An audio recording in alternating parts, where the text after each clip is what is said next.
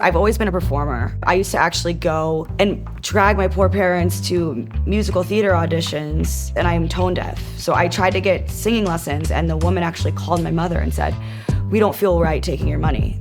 I would get up there and I would sing Happy Birthday and be like, "I'm a star, put me in the play." All right, put your hands together, please. Help me welcome writer, author, actress, the queen of late night, Timpf! I chose Hillsdale because I like the non-government funding thing. And then also, quite frankly, Hillsdale gave me a full tuition scholarship. Getting to go to Hillsdale was such a huge opportunity for me, and I was very focused on taking advantage of every single aspect of that I possibly could. I studied English because I love to write and I love to read, but also I think that from reading literature, even if it's fictional, you can learn so much about the human experience. I love to just read books with a pen in my hand and maybe underline sentences that resonate with me, and the fact that I actually got to go to school and do that was amazing. A professor who has since passed away, Dr. Reist. He had us read Updike's Rabbit Run, and he put so much emphasis on a single sentence, it just can stick with you for your whole life. Both books I've done, everything I've ever written, I will sometimes spend hours on a single sentence. People say I'm crazy, but I'm definitely wasn't inspired by that. After I graduated Hillsdale, the Boston market era of my career, I was interning at Fox Business in LA. I was gonna go to Columbia, didn't have the money, didn't go, kept working at Boston Market. I eventually got another internship at a radio station, and then I got a job as a waitress. And I remember I was so excited because I was gonna get tips too. I felt like I was rolling in money at that point compared to what I was dealing with before.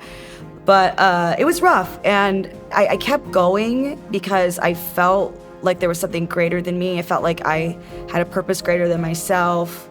And the thing that's always scared me the most is not trying hard enough. When I was 18, I actually saw myself doing exactly what I'm doing. It's actually kind of creepy because people used to ask me when I graduated, and I would actually talk specifically about Greg Gutfeld by name when they would ask me what I wanted to do. And now I've obviously been on a show with him for years now. As a libertarian who works on Fox News, there are sometimes topics that come up where I feel a certain way, and I know that the audience watching is gonna be mad. You know, if a conversation's like an arduous topic, nothing can kind of soften that or ease that up than a joke. Laughing and making people laugh is my favorite thing about being alive.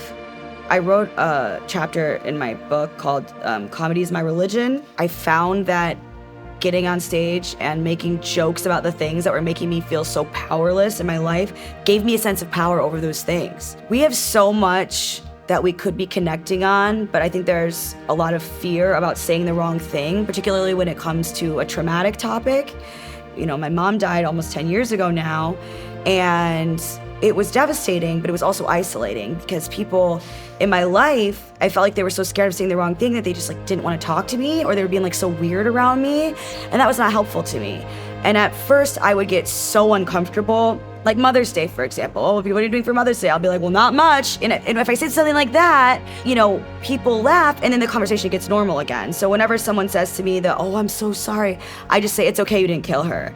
Because there's so much about life that's hard and that's scary and that's lonely. But whenever I am going through it and you can remember that you can still laugh, you feel like you can get through anything. There's so much power in that. Seeing other people laugh, the kind of connection that I have, it just makes me feel like we're all gonna be okay.